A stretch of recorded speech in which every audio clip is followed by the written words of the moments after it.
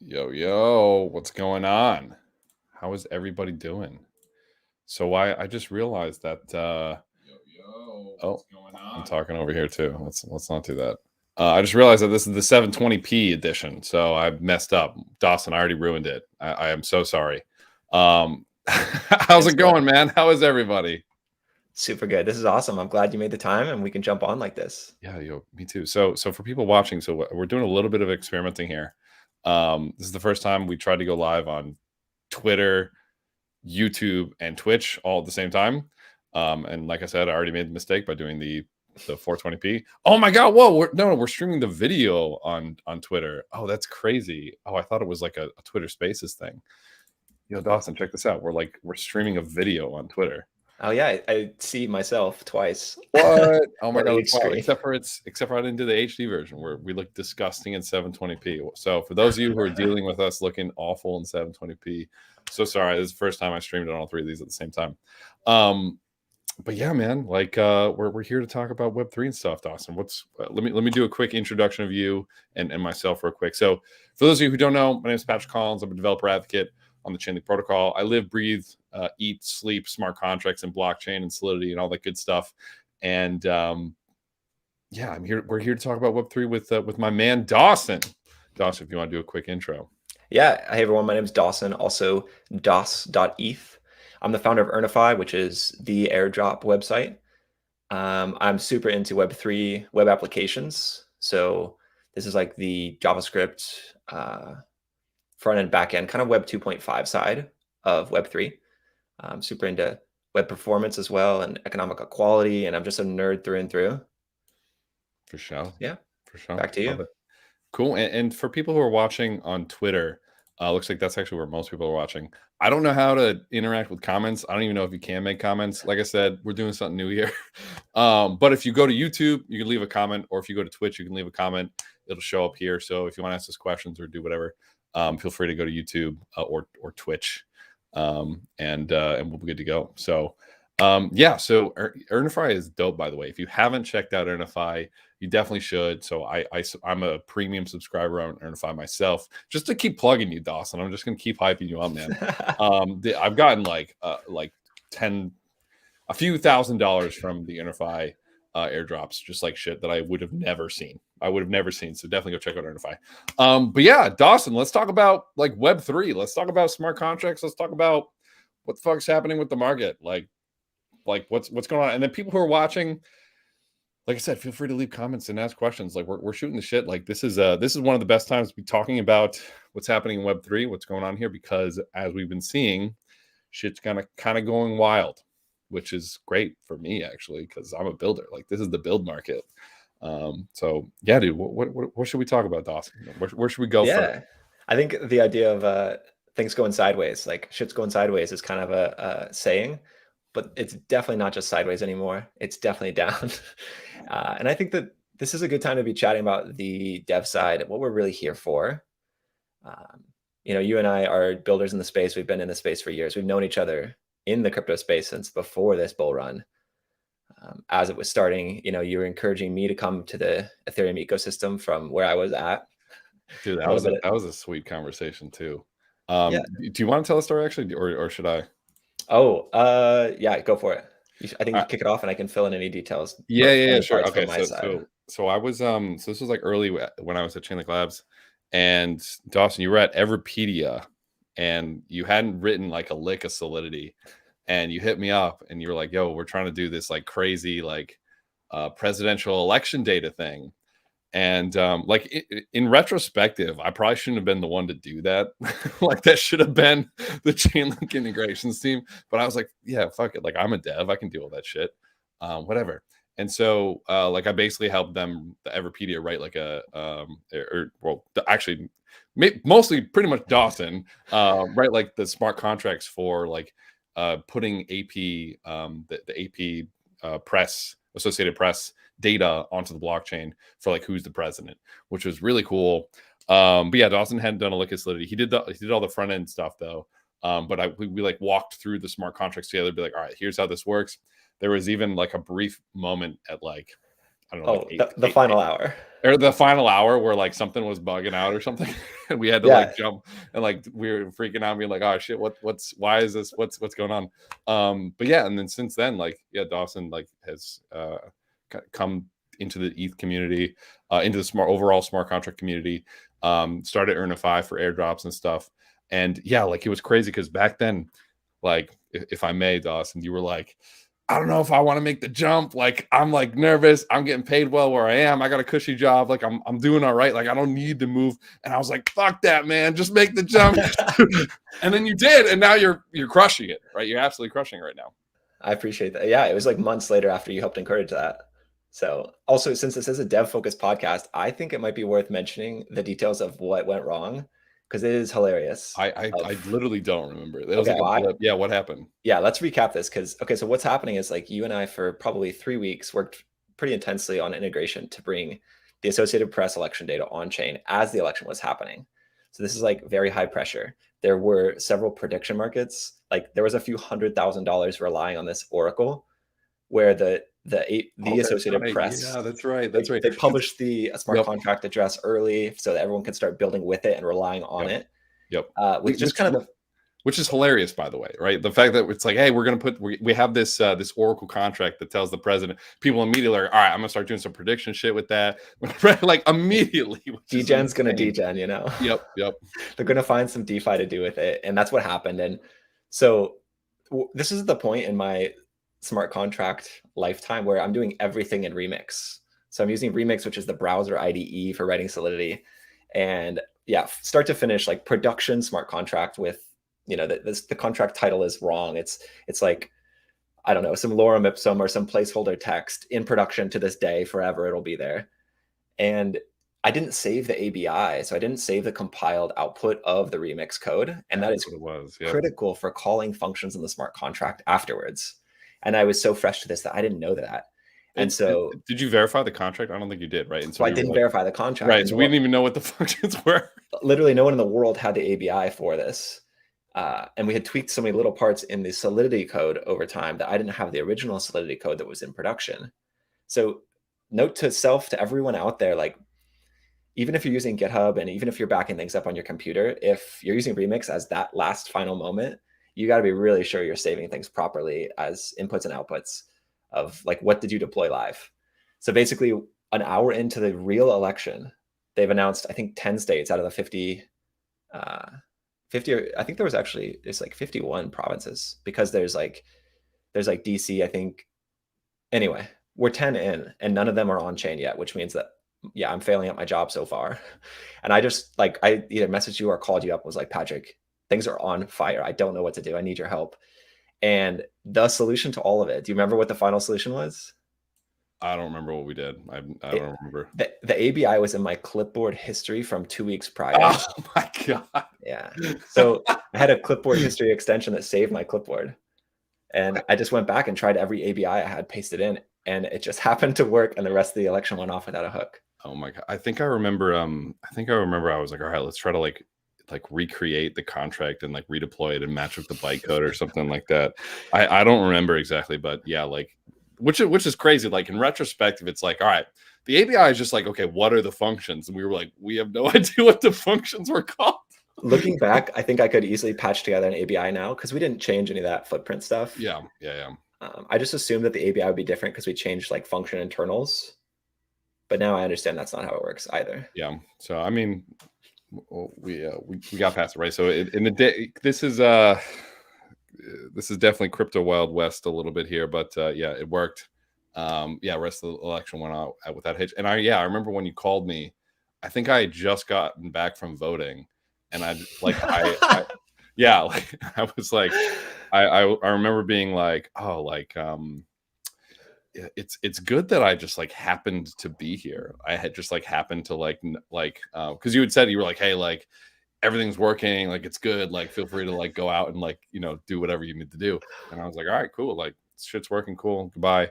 And then yeah, it just didn't work. So so this is in prod stuff happens to everybody, even in the smart contract space, right? It's this is a wild journey, and now we're here right now. Dawson's launched Earnify, doing amazing things. He's writing Can we talk about Essential ETH here, or is that not? He's writing any order. Let's do this. Yeah, he's writing this Essential ETH package, because I agree the JavaScript tooling space for working with Web3 is kind of so he's working on a package there, and yeah, just crazy where people can go. Before we dive into more stuff, actually, there are some great questions in the chat here. You want to answer some questions real quick? Definitely. Cool. Also, Patrick, do you want me to pull up Twitch or YouTube comments on mine? You should see the comments right in the StreamYard interface here, actually. Okay, cool. Yeah, I see it over there. Yeah, okay. Yeah, cool. They both get pulled in. All right, so without Web 2 experience, how hard is it to dive into Web 3 development? Is it mandatory to go through Web 2 first? Not at all. Not at all. I think just jump in. Like, I've seen some people being like, yo, like, you gotta do Web 2 first. Like, I think you can learn Web 2 as you do Web 3. Or all the way around. I think you do Web 2 as pretty much. So how will the market crash affect remote work in Web3 Solidity Rust? Oh, this is like something that we probably were going to talk about anyway. This is jumping ahead. Someone's predicting they got this. You want to jump into this now, or you want to talk? Yeah, they stole our notes already. Yeah, right. How did you go with it? Hey, how did you guys get those? Yeah, you want to jump into this now? Yeah, let's do it. Yeah, great question. The man in black. Okay, so do you want me to kick it off? How I think it'll affect? Sure. Yeah. What do you think, Dawson? Yeah, so for folks that haven't been seeing all the updates, obviously we are in a bear market, but the updates as in like Coinbase laying off 18% of their employees, BlockFi is also doing layoffs. This is super unfortunate and super sad. And I think that will continue within certain like oversubscribed organizations. So I imagine those to be mostly the massive headcount organizations. So like BlockFi is a big corporate company. So is Coinbase. Coinbase is thousands of employees. So yeah, I think that what is the question about remote work, or is it about layoffs? I mean, I think we can just take it in any direction we want. The question was a remote work, but I mean, I think we can pretty much go wherever we want with this. To like wrap up the thought that I was in the middle of, I don't think that remote work is going to be decreasing in any amount, because I think for every layoff there is at Coinbase, there's a hiring of a new startup that just got funded. And the great thing about this last bull run is people were actually funded in stablecoins or US dollars, as opposed to the ICO hype that happened in 2017. People were funded in ETH. And so as soon as ETH was down bad, tons of companies had to go insolvent. So I'm curious what you think about this, Patrick. Yeah, I'm actually, for people who aren't aware, I'm actually just pulling up the video, or excuse me, the article here. Coinbase laid off 18% of its workforce and warns of crypto winter. So like a lot of groups are saying, getting like a little bit nervous, going on hiring freezes, going on whatever. I saw a ton of people come to Twitter and be like, hey, just got like some people literally had offer letters signed, and Coinbase said, like no more, you're done, see ya, which was wild, absolutely wild to see. Oh, how do I go back to Coinbase was wild to see. But yeah, I think as Dawson was kind of saying, like, to me, this is like one of the most exciting points to be at, right? Space is down, but that's like where all these fantastic protocols came. Like Aave was built like before DeFi was even a thing. Maker and the DAI token before DeFi was even a thing. Compound, all these amazing protocols. Exactly, right? All these amazing protocols that came to be were built in bear markets. And I think that in a weird way is really good, because we're washing out some of the bullshit that's in the space. There's a lot of projects that were coming about, and all they saw was dollar signs in their eyes, which, I mean, I like making money just as much as the next person. But if you're going to, like, I like making money when I'm providing value. I want to be paid a ton because I provide a ton of value. What's upsetting is I think a lot of protocols and a lot of people were making money without providing any value. And that's why we saw that crash, is because we did a quick correction saying, oh, there's actually a bunch of hot air here. We need to wipe that out real quick. So I think as far as remote work goes, to really answer your question, there will be more protocols that have kind of that hardened mentality and that are actually providing value to work on and less bullshit, which I think is really good. So in the beginning, it might be affected a little bit, but I think at the end of the day, it's really good because what we're doing as a community, as an industry, is more important than just the speculation of the price. The protocols that we're building, DeFi in general, DeFi, we're literally like taking on this crazy incumbent, the financial world. We're taking on like this horribly corrupt monstrosity. And if we keep that in mind, if we keep that kind of being the driving force instead of, just make money, then to me, it becomes really easy to work and to do work and to do good work, right? Because we're totally just changing the way we interact with each other. And it's really that grandiose. And I think with that in mind, it's like easy to, well, it's easy for me anyways, to be like, all right, cool. It's a dip. It's a blip in the road. I'll see you at the end once we have this more fair, this more accountable, this better. I could keep ranting, Dawson, but I'm gonna shut up before I. So that's kind of what I think. Any other thoughts there? Yeah, I agree fully. This creates. I saw it. Max Zero said, or Mach Zero, bear markets is quality over quantity. It's true. We need this, in fact, to maintain a quality ecosystem and to wash out the folks that were here with the wrong incentives. Yep. Yeah, I think a lot like I don't wish bad things to happen to people. Like I never wish bad things to happen to people, but I do think it's important that maybe bad's the wrong word, but that protocols that aren't providing value, leave the space. And unfortunately, sometimes they have to be washed out. I would have loved it if they, left on their own accord, but that's just the way it is. And I don't love seeing people get hurt, but it is important for us to move this space in a forward going direction. And when it's just filled with scams, it's like, okay, this space will never last if all we have are stupid bullshit in here. So yeah, I'm reading some of the questions over here. I think an interesting one is it's almost a Bitcoiner maxi approach, which is when all of the world's wealth collapses. Wait, where is that one? This is a 10 pound sterling. Bros, what is value really when the USD is going to collapse eventually? Like, I'm laughing because it's a hard question to answer.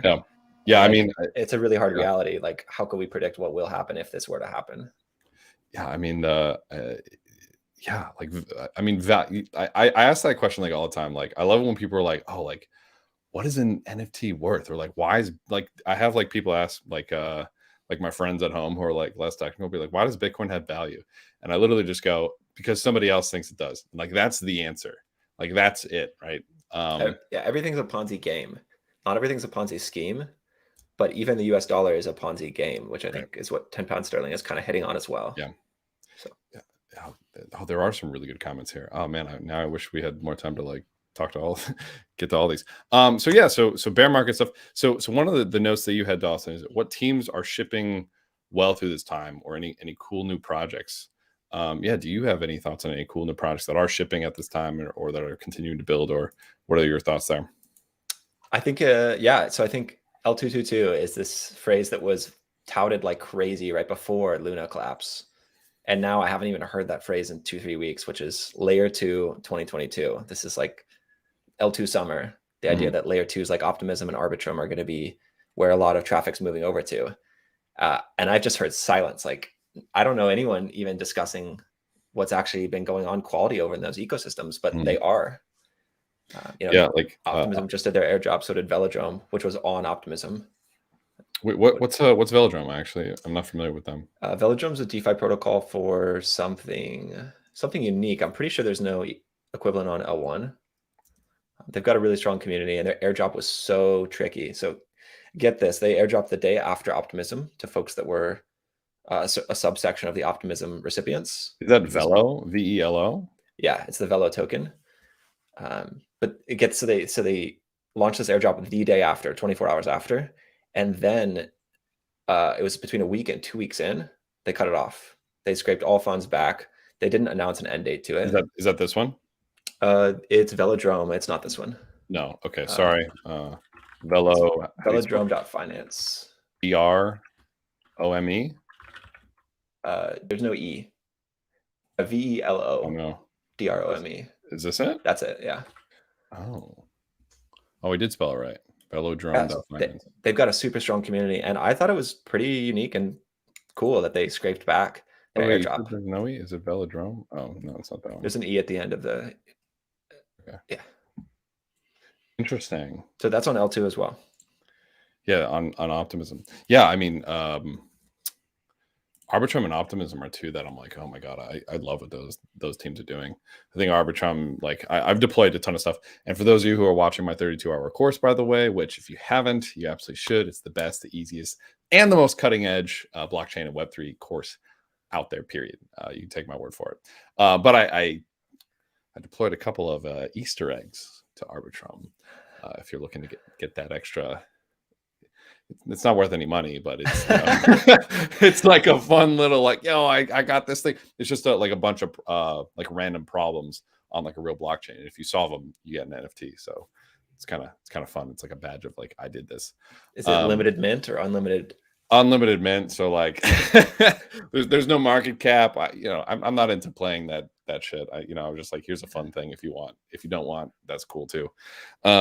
But yeah, so interesting. You were hearing L2 Summer. I was actually hearing DAO Summer. That's what I was hearing. Never even heard the phrase. Tell me about it. Obviously, I know what DAOs are, but what's up? I said I never heard the phrase like DAO Summer. Well, I don't think it was a phrase. To me, it was like 2022 was going to be the year of the DAOs, because like I saw so many protocols just being like, all right, like governance tokens make money. We can airdrop them and shit. Let's just slap a governance token on this, and boom, we're a DAO now. Which actually made me really upset because there's a lot of DAOs that were not very DAOy, but such is life. We'll wash them away as well, right? Shouldn't be so. If they're not providing value, yes. Dawson. Oh, I didn't mean all DAOs. Yeah, we should definitely keep the good DAOs around. Yeah, of course. So some crazy stuff. It sounds like this is almost one of the disappointing points about like us having a conversation. We're both like, fuck yeah, this space is awesome. We're gonna go good places, and we're almost like too agreeable. We'll have to go through some of our notes and figure out something we disagree on. So yeah, let's start arguing. Oh yeah, fucking clean and jerk is better than snatch. Fuck snatch. I unfortunately agree with you on that. God damn it, Dawson. Maybe I bet we have different approaches to our personal investing here. Oh, interesting. We don't have to talk specifics if you don't want to, but I'm super down to. No, I'm down. My investment philosophy is always only invest in stuff you understand, and I think that reigns true for everything: crypto, stocks, real estate, any financial products, and that's all the stuff that I invest in. And I'm pretty minimal. I don't day trade. I think day trading is kind of a waste of time. There are people who do it and they make a lot of money, and that's great. But I'm like, all right, like, do I want to hold this for the next 5 to 10 years? Yes, I buy it. No, I don't buy it. And that's literally it. What about yourself? I absolutely am doing the same thing. Damn it, Dawson! Except when I get wrecked with NFTs. So have you gotten the NFT game at all? No, it's because I know that I wouldn't hold it for 5 to 10 years. So well, I have a bunch. I should clarify though. I have a bunch, but only because I thought like the code was really cool and I like learned something. So I minted like a bunch of like NFTs about this Oni-chan NFT because they were the first protocol I'd seen to do like a really cool like randomized SVG on chain, and like all the code was sick. And I basically like took that example and used it in some of my future examples. So I minted a bunch there as like, hey, thank you. Like that's really cool code. But anyways, go ahead. Sorry. Yeah, well, I like that you're a true dev on this. So yeah, we have found a difference, which is that I am the person you should not follow if you want NFT purchasing advice. Yeah, I'd say I bought like 3 to 4 like blue chips, and yeah, down awful on all of them from the start. Not even now that we're in the bear market, but like, yeah, I called the top on so many things. Can you want to say, or you're like, no, I'm down. Funk. I got Funk. Which one's Funk? Funks are punks flipped. I just thought there was a narrative to it, which this is before punks became owned by Yuga Labs. It's Yuga, right? Yuga. Anyway, yeah. Anyways, the licensing changed, so there was this narrative around the licensing of your punks. Oh, interesting. And funks, even though copyright infringement, which is like a big TM to put to the side. But like, even though it's copyright infringement, they were like, no, you can do whatever with this. You own this, which is only kind of true because it was not even on OpenSea. It was prohibited because of copyright infringement. But basically it was starting to boom in a way where I was like, no, this might be like a more affordable punk. And yeah, blew like 3 or 4 ETH on it. So let me ask you a question then. Did you buy that as an investment strategy though? Or were you like, this is kind of fun? This is kind of fun. Yeah. I definitely did not spend money that I wasn't willing to lose, but it sucks a lot to lose it. So I mean, like, it's kind of like, meh, it's not the, like you did it for fun. So, yeah, we can move off the price talk. I guess the other thing that I'm really big into is stablecoin. Pools. Yes, like dude. Getting 8% interest on stuff is just too good to be true. I try to tell everyone about it, dude. Literally, and like the thing is, like only DeFi can like actually do that, and like it actually is like legit. Like, it's not like money coming out of nowhere. Like the finance behind it makes sense. You are getting paid because people are borrowing your tokens to go do random financial shit with it. Whatever. Like the day traders are paying you to have your money sit and collect interest. It's like the best thing ever. And interesting you bring up stablecoins is because today I went super deep down the DAI rabbit hole, like figuring out the maker architecture and everything. And I was going through kind of like their whole setup, and I found like a couple of external functions, and I was like, fuck it, I'm just going to call them and see what happens. And I ended up calling, they have something called the poke function, which updates all the prices to price their underlying collateral. And I like pressed it, and I was like, oh, what's going to happen? And it did. It updated all of the prices. And I thought that was really cool because the way that their pricing works, now I'm going off on a tangent. The way that their pricing works is they have a network of keepers, like off-chain automation. All they do all day is like every hour they call the poke function, which updates the prices of all their pricing contracts. And I just thought it was really cool. I was like, oh, it's just an external function, and just the keepers call it, but anybody could really call it. So I have a question about this poke function. You may or may not be able to answer. So I didn't know it was called poke, but I've heard of this mechanism where Maker does its updates only once per hour. And I actually heard this just today, that the liquidation of Celsius, which it turns out it wasn't actually a Celsius position, but there was a position that a lot of people thought was owned by Celsius that became really close to liquidation like 4 days ago, I think. And they topped it up, and market sold an insane amount of ETH. And the reason they didn't get fully liquidated is because the price had not been updated within that hour. But the price of ETH actually did touch below what would have caused the liquidation. Does that mean if you could have called poke then and actually upset the world? If I could, which is, so as I was going through it, I was actually writing down like potential attack vectors. And one of them was that, like, I literally have a note like, oh, like if I know somebody's close, the price dips, and I go, fuck these people. Like, I could call poke, update the prices, and screw people over. I feel like this could lead to, or be a part of a Lego block of a really advanced flash loan attack, because you could poke, force a liquidation on people, and then you immediately have a different price of those assets. The thing is, it is really hard though, because technically when you call poke, you're updating to like the correct price. So, and for people listening, very powerful clicking. So for people listening, let me just backtrack a little bit. So DAI is a stable coin, and the way that it works is you deposit some collateral, and it mints you this stable coin, right? So I deposit some Ethereum, and it says, cool, you deposited $100 worth of Ethereum. Here's your 50 DAI, right? And then you can go do whatever you want with the DAI token. And that's how DAI literally gets minted, right? For all the DAI that there is on the planet, there's some like locked up collateral associated with that DAI, which is really cool. Now, in order for that to stay like that, you always need to have more money in collateral than the DAI that's minted. So the way that the protocol knows that you have more money than you have DAI is it has this thing called an oracle, where it basically reads the price of different assets. And in this case, it would be ETH. It says, okay, you have $100 worth of ETH, but let's say the price of ETH tanks, right? And you have $20 worth of ETH and 50 DAI is minted. Well, the protocol does what's called liquidates you. So it rips 30 plus DAI, so that now you're back to being what's called like solvent. So now you have less DAI than you have collateral. You always, it forces you to have less DAI than you have collateral. So what Dawson and I are talking about here is the way that it works though is right now it only updates the price every hour.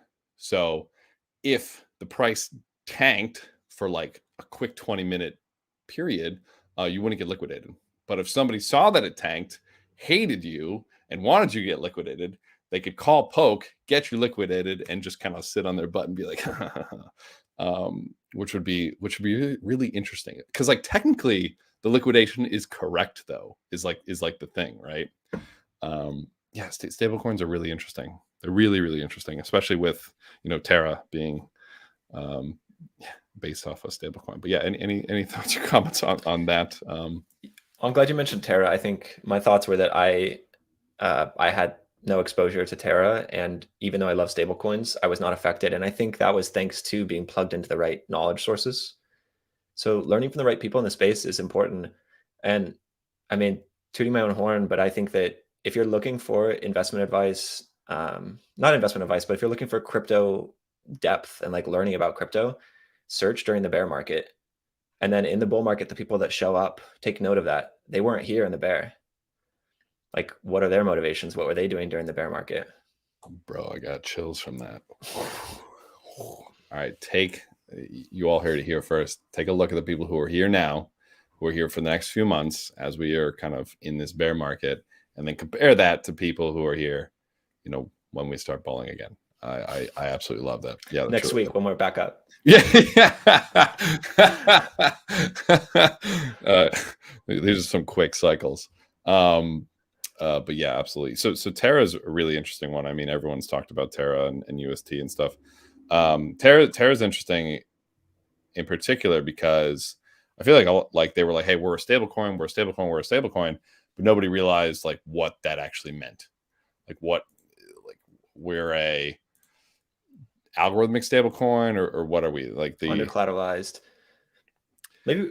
So I want to ask you about the collateralization of DAI real quick, I guess, while we're still on this. Sure. And then just real quick, if you haven't heard of Terra collapse, definitely go check it out. They basically were and what's called like an algorithmic stablecoin. And basically the way it works is if prices start tanking, the whole system basically implodes, which is why we saw Terra literally go from a $40 billion market cap or whatever it was to like $1 million in like a day or whatever it was. Anyways, yeah, stablecoins. What's up? Yeah, so you described in your example that there is a collateralization ratio of 2 to 1, which means that the value, at least when you start this position, the value that you've locked in of ETH was twice what they mint you in DAI. And I've heard that plenty, and I understand that it's a ×2 math problem. It's pretty simple. What do we do as the price starts to change? When can you top up, or how does liquidation work on that? Are you familiar with that? Yeah, actually, because actually most protocols are pretty similar. If you try to figure it out by going through the DAI contracts, by the way, you would never be able to, because they like renamed everything. Like if you want to like get a headache, actually, for all the devs here, let's get a headache real quick. Because this is we're all devs here, right? Who here is in the chat is a dev, by the way?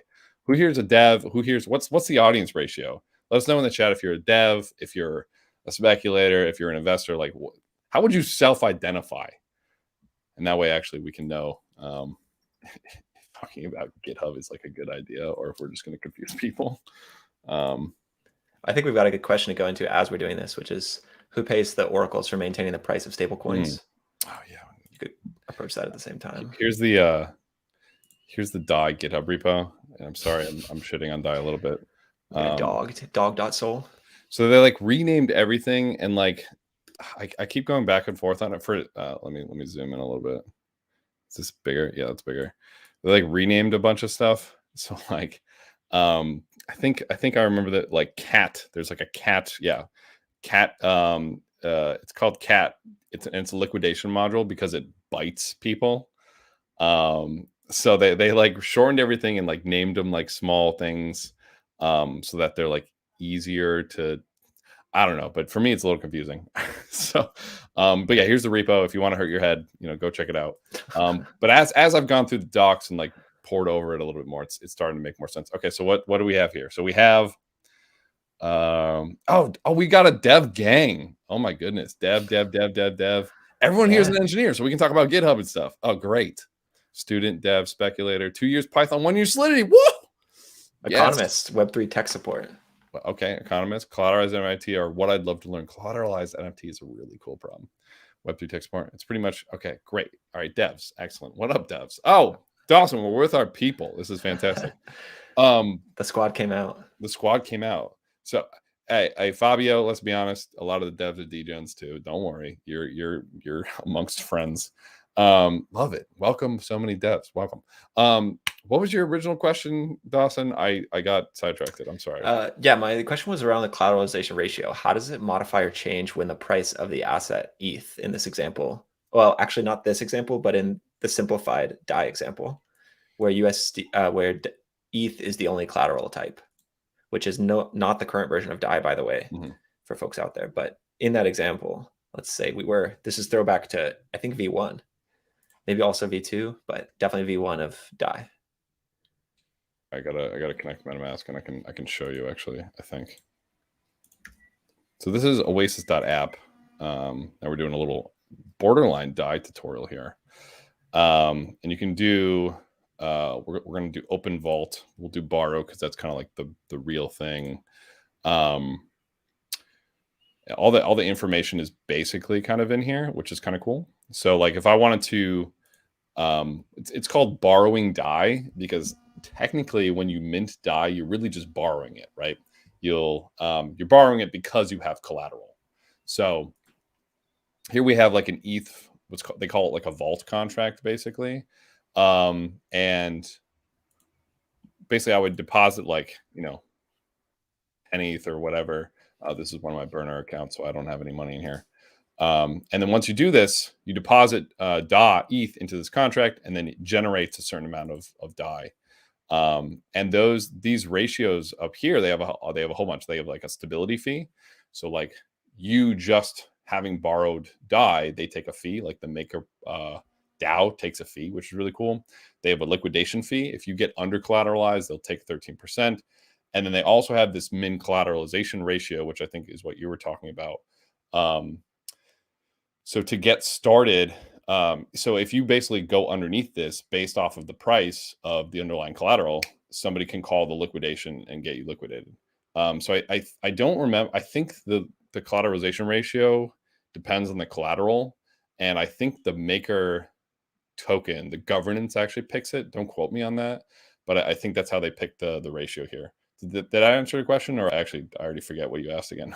Yeah, you did. Spot on. Okay, all right, cool. Yeah. And as part of this, I think this might be the right time to mention. So poking is a part of this. We don't have to get into that, but with the poke, who's paying for those keeper bots? Where does that economic motivation come in? Do you know? Right, I'll actually show you the transaction I did. So this is the transaction I did. I was like, ooh, there's an external function I'm going to call poke, and I was so surprised because like it did like a bunch of random stuff with like Curve and Lido and Uniswap. But yeah, actually, if you go to, now we're going down like the maker docs, the DAI docs stuff here. So if you go in here, they have a keepers guide down here. And I think they do auctions on the DAI token. So you can get paid DAI for calling some of these functions.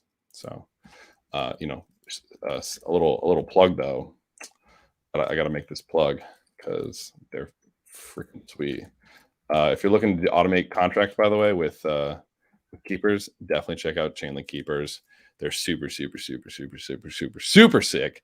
And they're in that 32-hour course that I released on Free Code Camp. So, but yeah, so there is an incentive for people to like call these functions, because otherwise, yeah, like the protocol would go insolvent and nobody would know what prices stuff were. So I like that deep dive. I think that was a good style. That was good amount of information you downloaded to all of our brains. I hope so. Because like as a dev in the space, it's assumed that I suddenly understand everything about all of these protocols. And maybe like I know that the collateralization of DAI is it's minted based upon over collateralization. Like I know those catchphrases. Yep. But what does it look like? Well, you just showed it. And it's kind of hard to ask those questions once you're past a certain time or depth. So Yeah. it's great we started with DAI too. Dude, I think that's such a good point though, because like whenever I don't understand it, like I can read about as much as I want about a protocol, but like until I try it, I'm really like clueless. Like I feel like, and that's actually why I called that poke function. It cost me $150. I'm not proud of that. But I was like, I want to know if this is actually going to do what I think it's going to do. And I think like diving into the space, working with protocols, trying out protocols, testing out protocols, I think is like that ingraining thing that can really get you to remember, especially if there's like some emotion like attached with it, right? Like I remember my first when I first used Aave, I was like, yo, this is so cool. Am I really going to get this percentage return? And I like saw the percentage return, like I felt like some emotion there, which I think was really cool. I have a pretty funny dev and also like experiment story of my first DeFi transaction. I started DeFi summer in 2020. Okay. Like compound finance was just popping off. People were talking about Aave and compound. You can get these interest rates, and I was like, oh, I want to farm. I want to be a yield farmer. So I took $500, which to me, is that my internet's butt or is it your internet? Oh, it might be my internet. Anyway, no. sorry, go ahead. My internet's being bad. What were you saying? It may be me too. But anyway, I deposited $500 to compound, and to this day, it's still there because it's not worth it to withdraw. The gas costs during DeFi summer was so extreme. Ain't that the truth? It's there forever. It's made $5, but it will take 25 to withdraw it. Well, in a distant world, actually, when ETH is like super sharded and stuff, and there will be much more block space available, you could pull it out. But yeah, maybe in a very distant world, it's made $5, but it's not going anywhere. You know, I'm glad you experimented that. I tell all my friends to like get into DeFi by like I go, yo, get like 20 Matic, go to Aave on Polygon, and then like just have a blast. I like that. I think another really good intro one to recommend folks is PoolTogether. Yeah, the thing that's great. Okay, wait. Yo, now that you mentioned PoolTogether, let's talk about PoolTogether real quick. Yeah. All right, for those of you who don't know, PoolTogether is this kind of crazy system where basically people buy lottery tickets, literally like a lottery. They pool the money together. They go stick that money in these different financial products that make them money. And then at the end of every week, they pick one winner and they just give them all the money. Now, the thing that was bonkers to me about this protocol is that whenever I look at like, should I invest in something, especially with lotteries, I look at a lottery, should I invest in a lottery? Absolutely not, because the mathematical expected outcome is I will lose money. Yeah, I'm not going to win money, so I shouldn't do that. The mathematical expected outcome with PoolTogether is positive and sometimes even greater than if you just use the protocol on your own. And to me, that was like, what? So like if you use PoolTogether, you can make more money than if you just dump in like a protocol yourself. And it's like a lottery and it's like this fun thing. I was like blown away when I like looked at this and the math, and I was like, yeah, really cool. So okay, I should start doing that. That's actually a good idea. But the thing is that sucks is if I tell people do that and they sit there for like 6 months and they go, yo, I never won, I look like the jackass, right? So that's kind of the downside. Yeah, my experience with it was it takes thousands of dollars to get chosen. I have some, because that's like a primary savings account for me. It's called a no loss savings account or a no loss lottery, depending upon who you're talking to. Obviously, the lottery word can trigger some different emotions. Yeah, but it's basically just Yearn finance, what Yearn was hoping to be at least, but with like a randomization attached to it. You can always withdraw your original money, and then in addition, you can get additional money, and it's with stablecoins. So it's not like you're locking up ETH and then like taking a risk on your ETH with the savings or with the value of ETH changing. It's like you lock up USDC or DAI, or at least I have. Yeah. And then, yeah. And you get, like when you lock up enough, you get prizes every day, every couple days. They do one drawing per day at I think noon Eastern or something. So for those of you who don't know, this is PoolTogether here. It's another one of these DeFi applications that earns money. So you basically stick money into PoolTogether.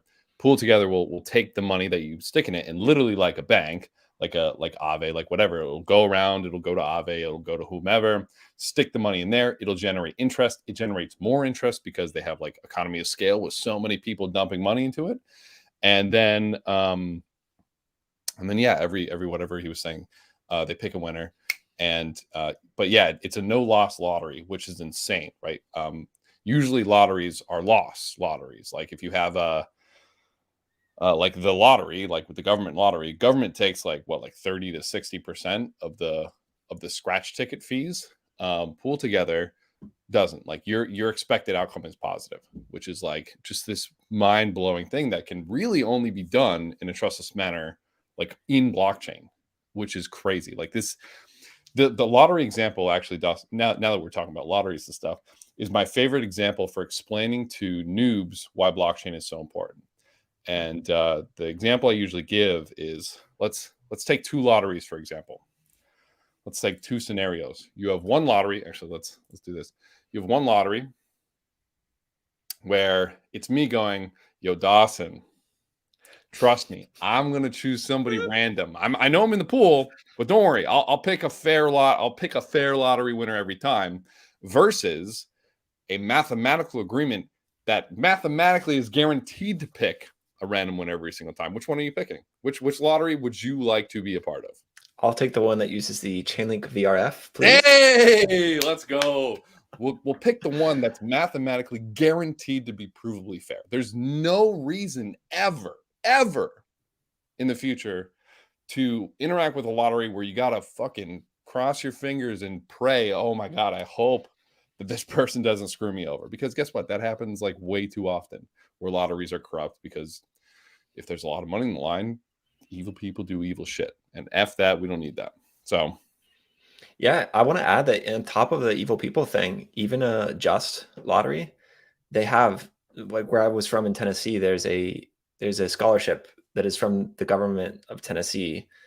It's like based upon their lottery earnings. So they're taking a cut of everything.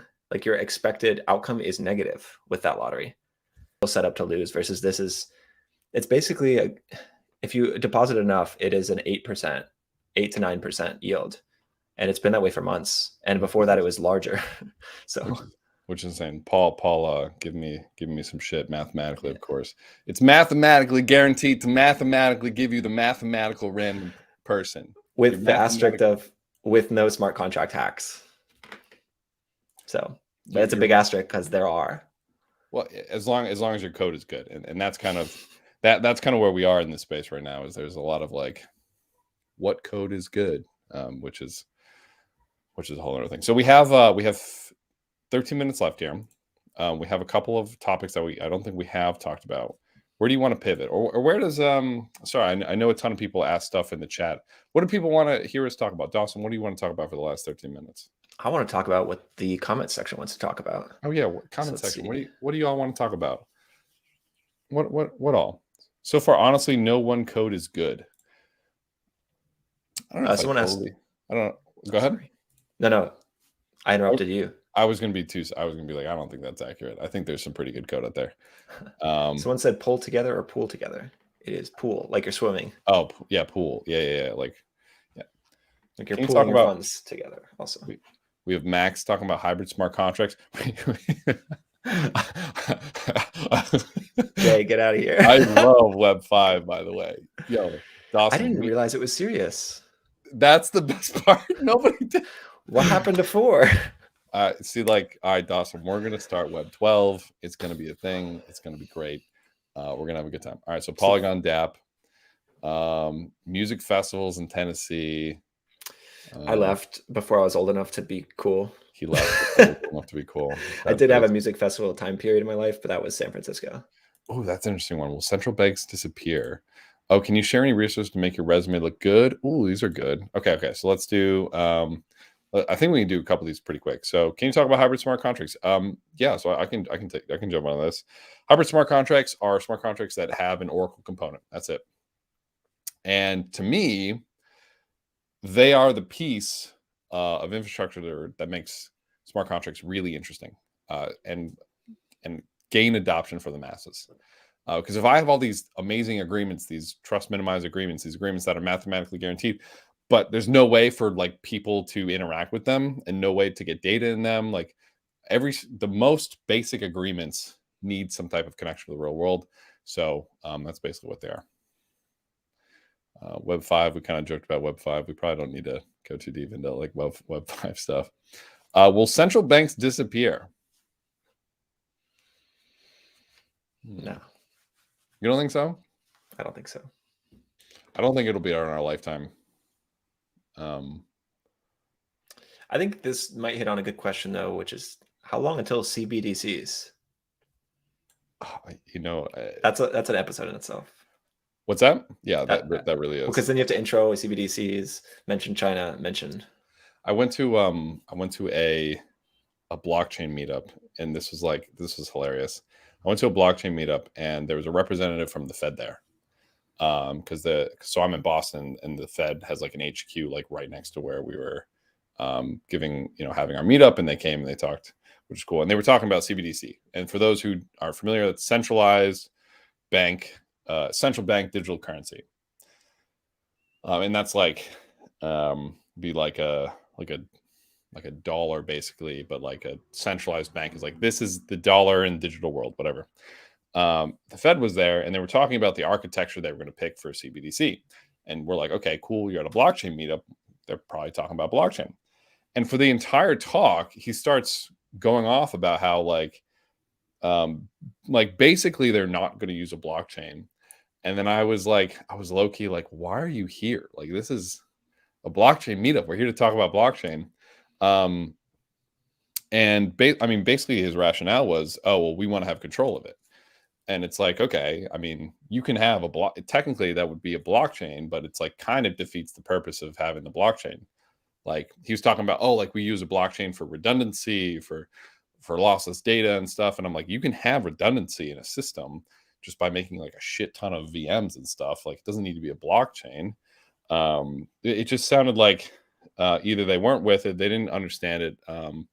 But yeah, it sounds like if a centralized bank is going to do a CBDC, they're probably not going to use a blockchain, which I guess makes sense. But to me, that's like, boo. Like it's kind of sad. We've put so much work into the rails. Well, the thing is, I think a blockchain would still be better for even if they want to have control of it, right? I mean, if you think about like the analogy of cash, right? Like they can't revert a cash transaction for like a $20 transaction. Like, I don't know. I like there are all these features of a centralized digital, or excuse me, a digital currency that a nation state wants to have that they kind of can't without doing it in a blockchain way. So I don't know. We'll see what happens. Maybe it's just like, their V1 implementations were very good, but yeah, CBDC is really interesting. But yeah, definitely an episode in itself. Sorry, I went off the rails again, Dawson. That's what we're here to do. Yeah. Any other thoughts, comments on central bank CBDC stuff? There's a book about it. I haven't read it yet. It seemed cool. What's the book? Do you know the book? No, I can find it real quick. Let me search while you find the next question. All right, cool. Kent, question is, can you share any resources to make your resume look good for a smart contracts literal? Put on it that you took my course. One of my courses, of course, because they're the best and they're awesome. No, I'm just kidding. So yeah, your GitHub repo, make a ton of projects, try to contribute as much to the space as you can. Just build stuff. That's really it. Go to hackathons. Hackathons are phenomenal. If you say, hey, we won grand prize at Chainlink Hackathon, everyone and their brother and mother and sister is going to want to talk to you. So,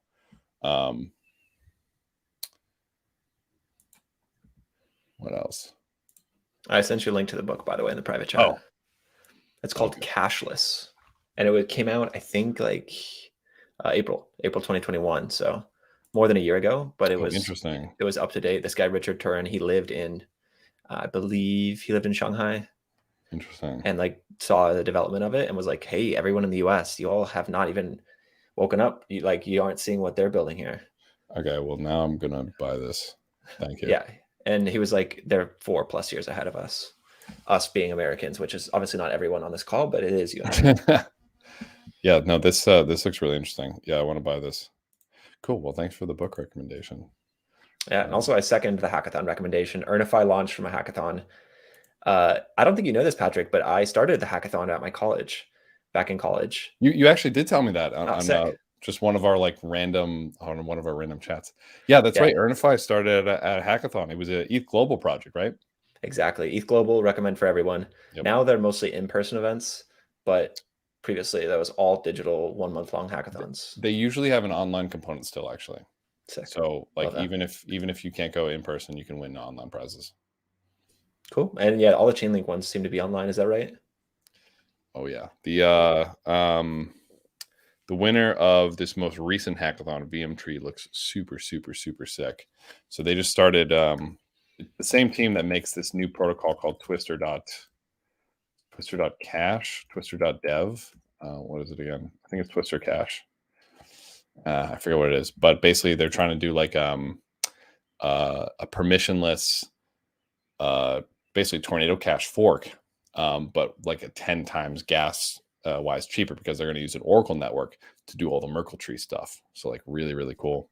And yeah, there were a couple of hackathon winners that did that went on to do like $5 million raises and just crazy stuff. Yeah. It's really cool. I mean, for the folks asking about how to get more impressive stuff on the resume, you might end up finding that you've got what you need to start your own thing even after, if you win at a hackathon, there are always venture capital folks that reach out to you. It's almost, at least during the bull market, it was. Actually, yeah. Actually, that might be something that's interesting to talk about because if I remember correctly, you were even thinking about, you were like, should I take on VC funding? Should I go do my own thing? You want to talk about that at all a little bit? Sure. Yeah, I can definitely comment on that, and then we can go to shameless plugs and kind of wrap up. If that's cool with you. Yeah, the history of Earnify is that it came from the hackathon in February of 2021. Since then, I've ran it entirely alone, and it has helped people find $1 billion across that. Yeah, it's crazy. You can search for 1,500 airdrops in one text box. This is actually the shameless plug also. I'm going to rep my own thing and tell you why you should try Earnify. But yeah, right away, folks saw that this could be a useful part of the ecosystem, and folks were reaching out, venture capital people telling me to even launch a token and do my own airdrop. There's still no airdrop, which people think is ironic since I am the airdrop service. But that's the catch with Earnify, is it's kind of like the spam filter, so that you don't have to see all the spammy airdrop things happening out there. It's just straight to the point of the legit and high value airdrops. But yeah, it was very deliberate that I was going to run this without VCs, and I've run it alone. So that's something you can also do as a developer within certain types of projects, at least. You've got all the skills. If you come from the Web2 world, or even if you're learning directly in the Web3 world, that's probably even better because, you heard earlier my smart contract development skills. They're not that great, but you can be a great Web3 dev, you can be a great Web2 dev, or you can combine them, and all three have a place within crypto. That's my point of view on this. So yeah, I don't need VC funding, and I think most folks also don't, depending upon your business model. Spot on. Freaking love it. Yeah, I don't really have too many shameless self plugs. Subscribe to my YouTube channel. Follow me and Dawson on Twitter as well. I love making videos. I love this space. I love doing crazy stuff. And I hope to keep teaching everybody and whatnot. I did see, I saw two questions I wanted, excuse me. I saw two questions I wanted to address as well. Will you guys be at ETH Toronto in August? I will not. I don't know if Dawson will be. I will not as well. I'm trying to pare down. So sadly, neither one of us will be there. However, I am going to ETH NYC. I know Dawson is not. And I'll be at ETH CC, although I know nobody got tickets to that because they sold out within a second every single time, which was really annoying.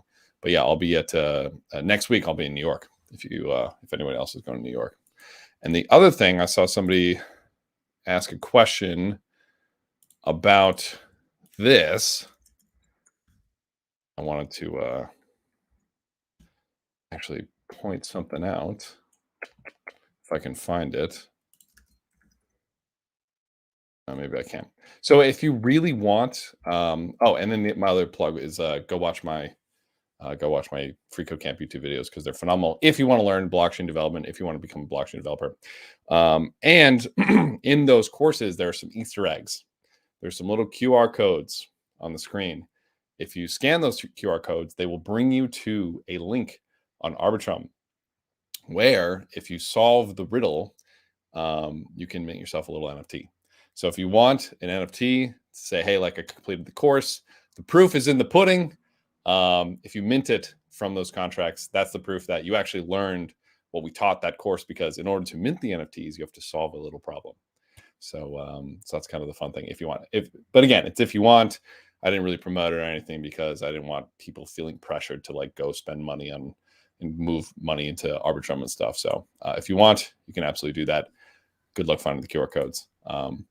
And with that, yeah, it's literally an OG, literally a proof of work, because you have to solve. You have to learn the material to solve the mintings. So, well, yeah, thank you all for being here. And yeah, definitely, like I said, go follow both of us on Twitter.